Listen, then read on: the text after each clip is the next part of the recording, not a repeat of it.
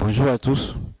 Dans la catégorie des sélecteurs simples, nous avons vu le sélecteur de balise. À présent, nous allons voir le sélecteur de classe et le sélecteur d'identifiant. Alors, ces deux sélecteurs sont très importants. Le sélecteur de classe va nous permettre d'attribuer un même style à plusieurs éléments dans notre page HTML. Par contre, le sélecteur d'identifiant nous permettra d'attribuer un seul style à un seul style est sujet à un et unique élément dans notre page HTML. Donc voici toute la différence entre la classe et l'identifiant. Voyons à présent comment les appliquer. Donc le premier que nous allons voir, c'est le sélecteur d'identifiant. Alors, il faudra mettre au niveau de notre page HTML l'attribut ID. Ok, donc par exemple, j'aimerais appliquer un élément particulier, ok, à une couleur particulière à ce LI. Donc je vais lui donner comme élément ID. Donc ID qui aura mon ID, qui aura pour valeur mon ID. Ok, donc pour pouvoir cibler cet élément qui est un LI, il va falloir que je puisse faire quoi? Je puisse prendre le nom de l'identifiant, mon ID, et venir dans le code CSS.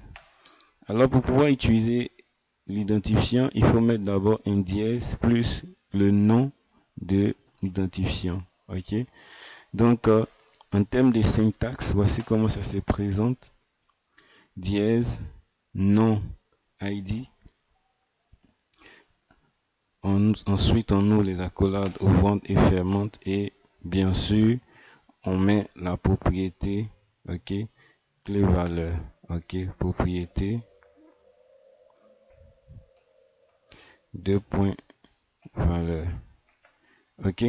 Donc voici la syntaxe qu'il nous faut à ce niveau-là.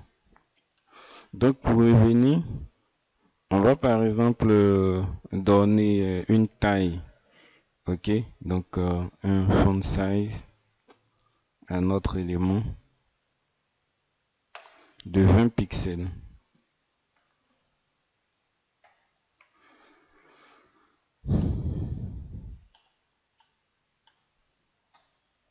Ok, donc comme le voyons, on a parfaitement agi sur un seul élément, ok, ce LI, parce qu'on lui a donné un identifiant, ok. Par contre, j'aimerais utiliser un seul code, ok, un seul style pour tous ces éléments LI. C'est là qu'interviennent les classes, ok. Donc tout comme l'identifiant, il faut commencer par créer l'attribut classe au niveau de tous ces éléments. Ok, donc je vais par exemple créer l'attribut classe et je vais lui donner ok, ma classe comme nom.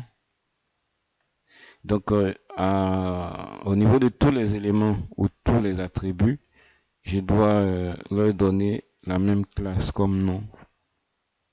Donc toujours classe. Ok, voilà.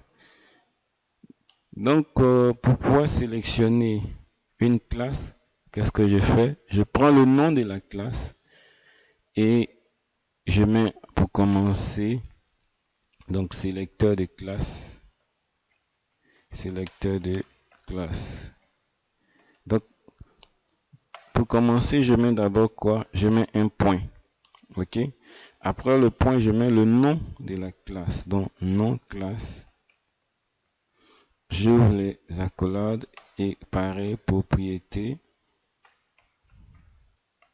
Ok, et puis valeur, deux points, excusez, valeur. Voilà. Donc voici comment je fais pour sélectionner quoi? Une classe. Ok, comme vous voyez, c'est beaucoup simple.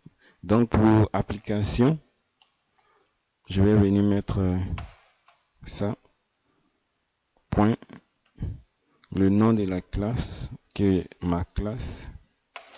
Ok, je vais lui donner une couleur. dans la propriété color, comme c'est sur du bleu, je vais lui donner le blanc, white, ou bien 3 fois F. Ok, donc je suis là. Si j'actualise, qu'est-ce que vous voyez? Tout est devenu blanc. Ok, par contre, l'identifiant a agi sur ce seul élément. Donc, voici ainsi vu les sélecteurs de classe et les sélecteurs d'identifiant. Donc, on va s'arrêter là. Et dans la prochaine vidéo, nous allons passer à d'autres types de sélecteurs.